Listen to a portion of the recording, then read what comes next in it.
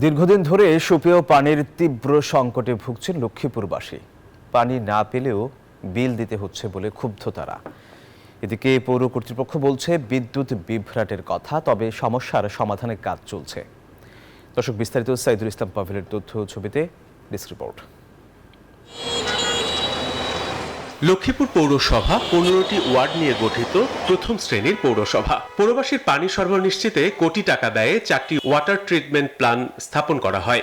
এতে 50% মানুষ পানি সরবরাহের আওতায় আনার কথা হলেও বাস্তবতার সঙ্গে এর কোনো মিল নেই। পৌর এলাকার বেশিরভাগ এলাকায় এখন সুপেয় পানির সংকট চলছে।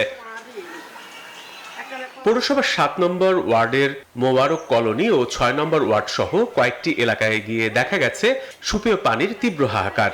ঘন্টার পর ঘন্টা পানির জন্য দীর্ঘ লাইনে দাঁড়িয়েও মিলছে না পানি।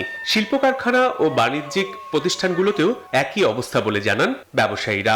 ব্যবসায় আমরা প্রতিপন্ন হই, আর এটা যখন সাপ্লিমেন্টে দেওয়া যায় না, অন্য পানি আসলে গুণগত মান ভালো থাকে না। এটা নিয়ে কাস্টমারদের সাথে আমাদের ভুল বুঝাবুঝি। ভুক্তভোগীরা বলছেন ঠিকমতো পানি না মিললেও বান্ডেল থাকলে প্রতি সেনমানিতে টাকা বাঁচবে। বিকাশ সেনমানি বান্ডেল কিনে জিতুন প্রতি লেনদেনে। মাস শেষে 600 টাকা করে ঠিকই বিল আসছে। এতে নাগরিক সুবিধা থেকে বঞ্চিত হচ্ছেন তারা। আমরা মাসে মাসে বিল পরিশোধ করে পানি পাই না। বাচ্চা কাচ্চা নেই, আমরা পাশের বাড়ি থেকে অনেক কষ্ট করে পানি আনি।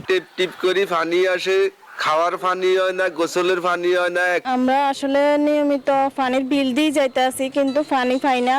আর মাঝে মাঝে যদিও আসে, পানিগুলো ময়লা পানি আসে। এদিকে সুপেয় পানির সংকট ও প্রতিকার বিষয়ে জানতে চাইলে বিদ্যুৎ বিভ্রাটের অজুহাত তুলে সমাধানে পরিকল্পনা নেওয়া হচ্ছে বলে জানান পৌর প্রশাসক।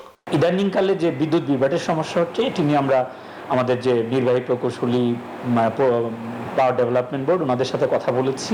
ওনাদেরকে আমরা রিকোয়েস্ট করেছি যে আমাদেরকে এই সমস্যার সমাধান করবে, অন্তত যেন আমাদের ওয়াটার প্ল্যান্টগুলিতে অন্তত 2টি করে ফেস কানেকশন দেয়। সেক্ষেত্রে আমাদের যাবতীয় যা আছে ফর্মালিটিজ আমরা করব পৌরসভার পক্ষ থেকে। দ্রুত সুপেয় পানির ব্যবস্থার দাবি লক্ষ্মীপুর পৌরবাসীর। Desk report, news 24।